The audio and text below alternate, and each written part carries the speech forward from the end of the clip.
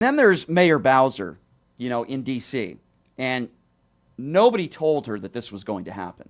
Nobody gave her any warning. Wow. Nobody in D.C. in local law enforcement knew that this was going to happen. Now, Bowser met with Pam Bondi today, but this totally hit her by surprise, and she wasn't notified about this. And listen to what she had to say when she first found out.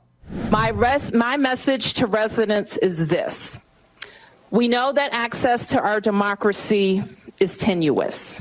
That is why you have heard me and many Washingtonians before me advocate for full statehood for the District of Columbia. We are American citizens. Our families go to war. We pay taxes and we uphold the responsibilities of citizenship. And while this action today is unsettling and unprecedented, I can't say that given some of the rhetoric of the past, that we're totally surprised. I can say to DC residents that we will continue to operate our government in a way that makes you proud. We will balance our budgets. We will deploy our services. Our kids are going to start school on August 25th. And we will work with the federal government to do the things that they should do for our city. She had no idea that this was coming. No idea.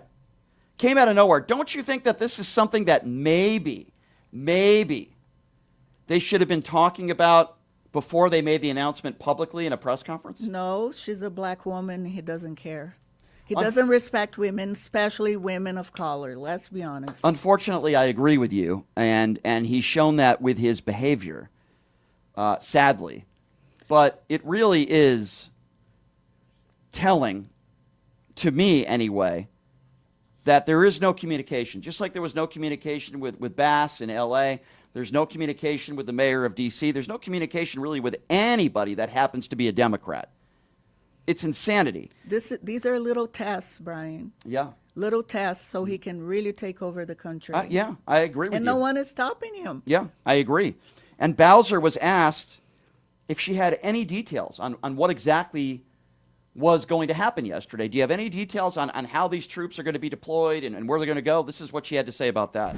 About removing homeless encampments and dealing with people in the district who are experiencing homelessness.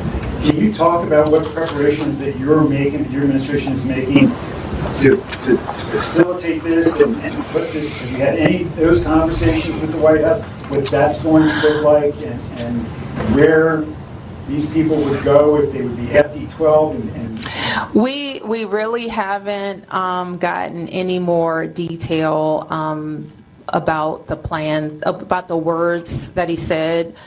It wasn't referenced in the executive order that came down, so we're going to work.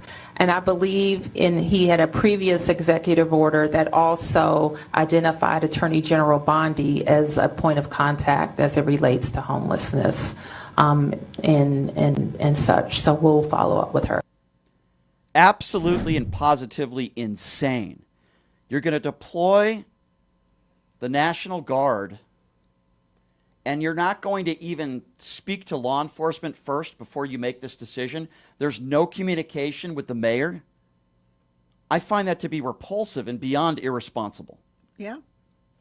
It's unbelievable. It's unbelievable.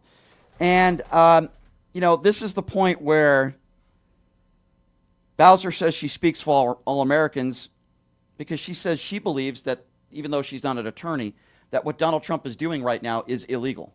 Has threatened. He's been making these threats since last year, and now he's carrying through with them. There's no reason to believe he won't go further. What do you say to the president about his threats to bring the military, not just the National Guard, but the military? We don't, and I think I speak for all Americans, we don't believe it's legal to use the American military against American citizens on American soil. I'm not a lawyer, and but I think that's a fairly widely held fact. And so, but we've seen them move, I think, the active military into California.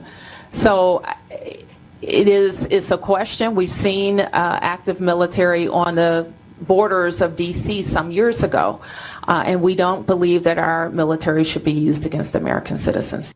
Well, obviously, I completely agree with her. I do find it very interesting that he doesn't call in the National Guard on January 6th. And again, it wasn't Nancy Pelosi's responsibility. The President of the United States had the ability to do that. He didn't do it. There are people that testified under oath in front of the commission that said Donald Trump never asked to deploy on January 6th. But when it comes to a black mayor, a lot of homeless people, a lot of minorities, he will deploy the military in an instant. People that are not his supporters, like in LA. But when it comes to a bunch of white supremacists that storm the Capitol, he just sits on his ass for 4 hours. And frees everybody. Yeah. They're all free. Yep. Hostages and patriots. But when it comes to minorities and the homeless problem, which is a big problem in this country everywhere, they don't even know where they're going to send these people to concentration camps. Where are they going? They're people, and they claim to be Christian. This administration claims to be Christian, but don't even know where they're taking the homeless people. It's insane. And again, you might be all asking the question, why is he doing this?